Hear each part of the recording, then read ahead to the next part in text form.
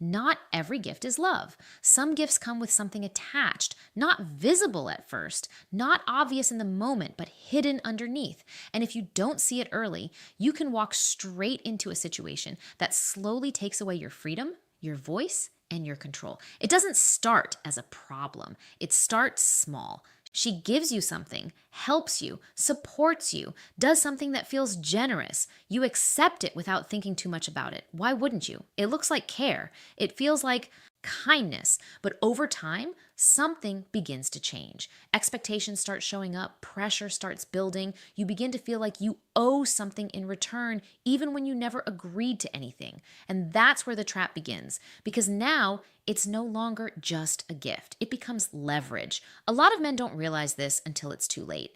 They accept everything at the beginning without questioning the intention behind it. They assume that every gesture is genuine, and because of that, they place themselves in situations where they slowly lose control without even noticing it. Now, understand this clearly. This is not about rejecting kindness. This is about understanding intention, because there is a difference between a genuine gift and a strategic one. One comes without expectation. The other comes with a hidden purpose. And if you don't know how to tell the difference, you can be manipulated without even realizing it. In this video, I'm going to show you 5 types of gifts you must be careful about accepting from any woman, not because all women are the same, but because certain patterns repeat. And if you don't recognize them, you can fall into them. These are not obvious things. They are subtle. They look normal, but they can change your entire position if you're not aware. So pay attention to this, because once you understand it, you will never look at gifts the same way again. The first type of gift you must be careful with is a gift that comes with conditions. It doesn't look like a condition at the beginning. She gives you something, helps you, supports you in a moment when you need it, and everything feels normal. There is no pressure, no demand, no agreement.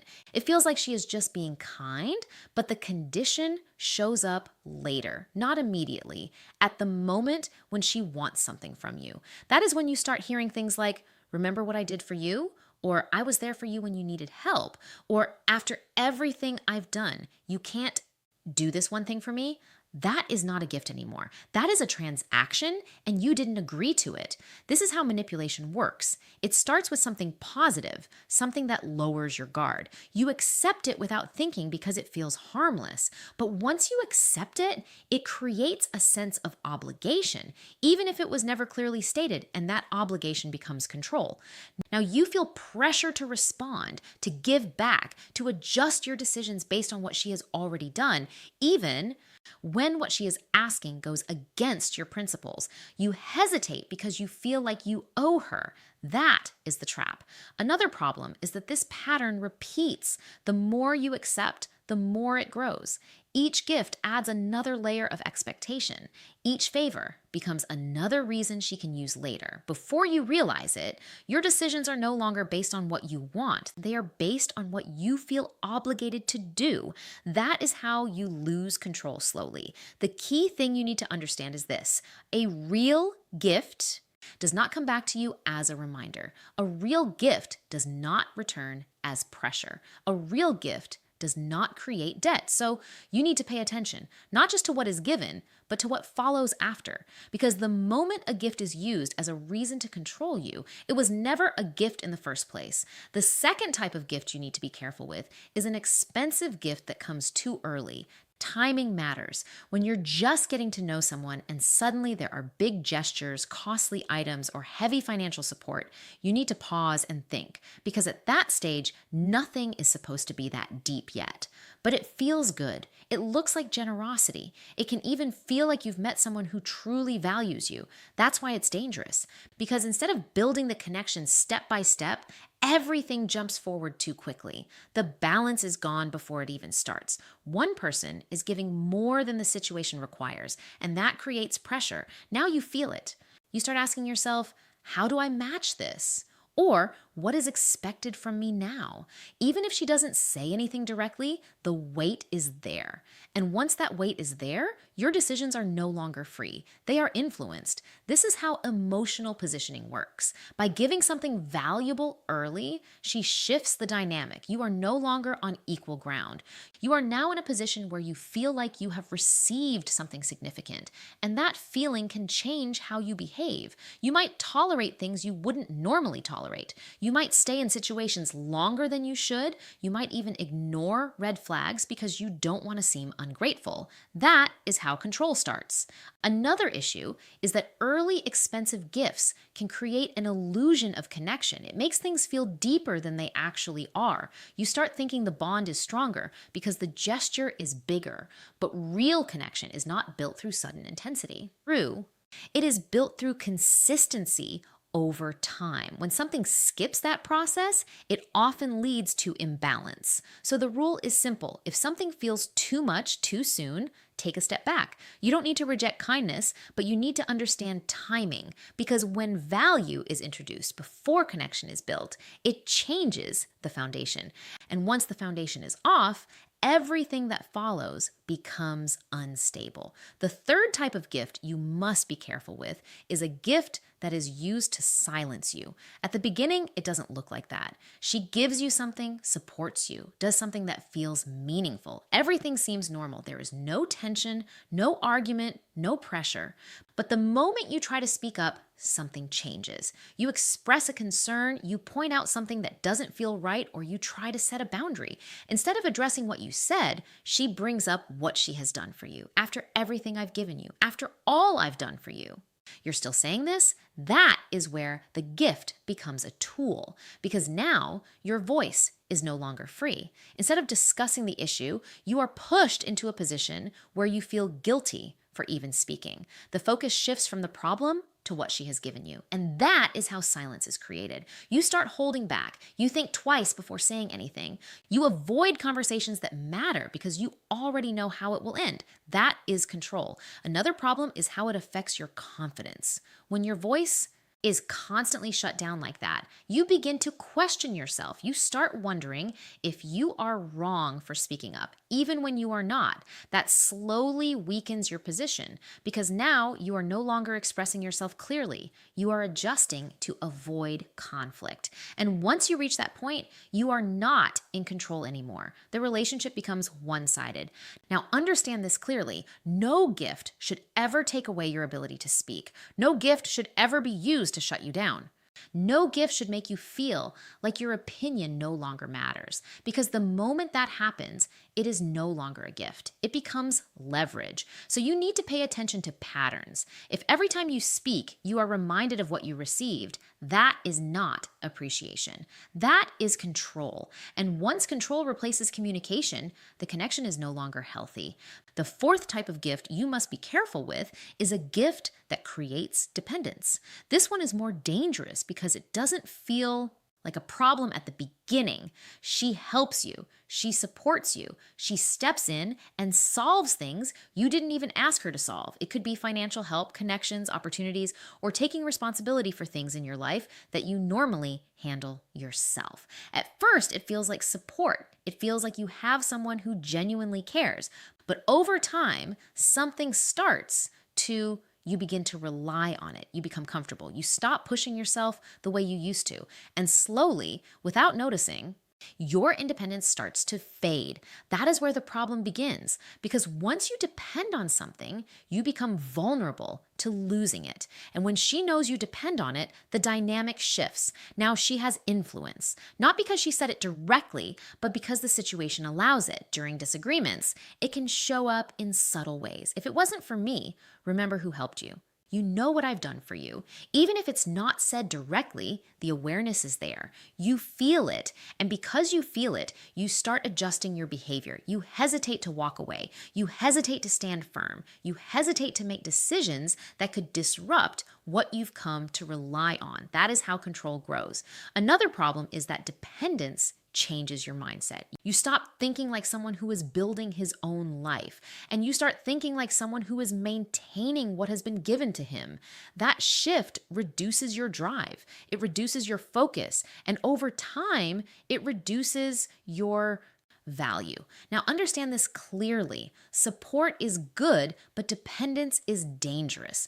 A healthy relationship supports your growth. It does not replace your effort. It does not take over your responsibilities. And it does not make you feel like you cannot function without it. So the rule is simple. Never accept anything that makes you dependent, because the moment you rely on it, you give away your control. And once control is gone, everything else starts to follow. The fifth type of gift you must be careful with is a gift that weakens you. This one is subtle. It doesn't come with pressure. It doesn't come with reminders, and it doesn't look like control. In fact, it feels comfortable. It feels easy. It feels like everything is working in your favor. That's why most men don't see it. She makes things easier for you. She handles situations before you even think about them. She removes obstacles from your path. She steps in so you don't have to struggle, so you don't have to push, so you don't have to figure things out on your own. At first, it feels like support, but over time, something begins to change. You stop doing certain things for yourself. You stop thinking as sharply as you used to. You stop pushing as hard as you used to, because now you don't have to. That is where the danger is. Not because she is doing something wrong, but because you are becoming comfortable in a way that reduces your strength. You begin to lose discipline. You begin to lose your edge. And once that edge is gone, it affects everything else. Your mindset changes, your focus drops, your drive becomes weaker, and slowly you become a different version of yourself, a version that depends on ease instead of effort. Now, understand this clearly. Growth comes from pressure. It comes from solving your own problems. It comes from handling your own responsibilities. When those things are removed, even in a positive way, you lose the very process that builds you. Another problem is that this kind of comfort is hard to leave because it feels good. It feels safe. It feels convenient. But what feels good in the moment can weaken you over time. So the rule is simple. Do not accept anything that replaces your effort. Do not accept anything that removes your discipline, because once you lose that, you don't just lose control, you lose yourself. And that is something no gift is worth. At this point, you should see the pattern clearly. The problem is not the gift itself. The problem is what comes with it and what it turns into over time. Something that looks positive at the beginning can slowly shift into something that limits you if you are not paying attention. That's where most men get it wrong. They focus only on what they receive in the moment. They don't think about what it creates later. They don't look at the long-term effect. And because of that, they walk into situations that slowly change their position without realizing it. You need to start thinking differently. Instead of asking, what am I getting from this? You should be asking, what does this lead to? And that one question changes how you see everything. If a gift creates pressure, it is not harmless. If a gift creates expectation, it is not neutral. If a gift changes your behavior, your decisions, or your independence, then it is not just a gift. It is influence. Another thing you need to understand is intention. Not every situation is negative. Not every woman is trying to control you, but patterns matter more than isolated moments. If something keeps repeating, if it shows up again and again in different forms, then you need to take it seriously, because patterns reveal direction. A simple favor, a helpful gesture, something that feels normal and harmless. You accept it without thinking too much about it. There's no pressure at that moment, no sign that anything is wrong. In fact, it can even feel like things are going in your favor. But over time, the pattern builds. What was once a small action becomes a repeated behavior. What felt optional starts to feel expected. And what looked like support begins to shape your decisions. That's how it grows, not suddenly, but gradually. And because it happens slowly, you don't notice the shift.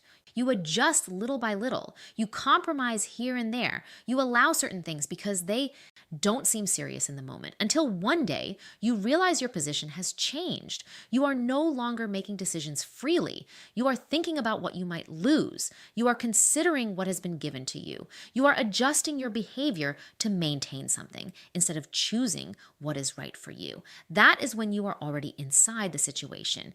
And at that point, it becomes harder to step out because now there is something attached.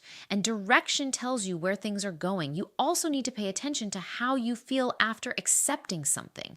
If you feel free, respected, and unchanged, then it is likely genuine. But if you feel pressure, obligation, or hesitation, then something is off. That feeling is not random. It is a signal. Ignoring it is what creates problems later. So the goal is not to reject everything.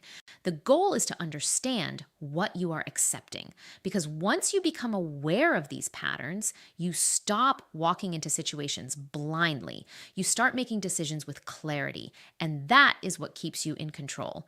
Now that you understand what to avoid, the next step is knowing how to move correctly. Because this is not about rejecting everything or becoming closed off. It is about being aware and making controlled decisions. The first thing you need to do is observe before you accept. Not everything needs an immediate response. When something is offered, take a moment. Look at the situation, the timing, and the pattern behind it. Ask yourself what it creates, not just what it gives you. That pause alone puts you in control. The second thing is to maintain your independence at all times. No matter what you receive, your life should still move based on your own effort. Your goals, your responsibilities, and your direction should remain yours. Nothing should replace that, because the moment something replaces your effort, you start losing your position. Another important thing is to keep your standards clear. If something comes with pressure, expectation, or conditions, you need to recognize it immediately. You don't need long discussions. You don't need to explain yourself repeatedly. You just need to know what you accept and what you don't. Clarity removes confusion. You also need to stay consistent in your behavior. Do not change how you act based on what you receive. Do not adjust your decisions just because something has been given to you. If you start making decisions out of obligation instead of choice, you lose control of your direction. Consistency protects your position. Another key point is to value your own effort. Anything you build yourself carries more strength than anything that is handed to you. When you rely on your own work, your own decisions, and your own discipline, you become harder to control. That is what gives you stability. So the focus is simple. Stay aware, stay independent, stay consistent. Because when you move like that, no situation can slowly take control over you. You remain in charge of your decisions. And that is what separates a man who gets trapped from a man who stays free. This is the part most men overlook. These situations don't destroy you instantly. They don't show up as a clear problem from the beginning. That's why they are dangerous. Everything starts small.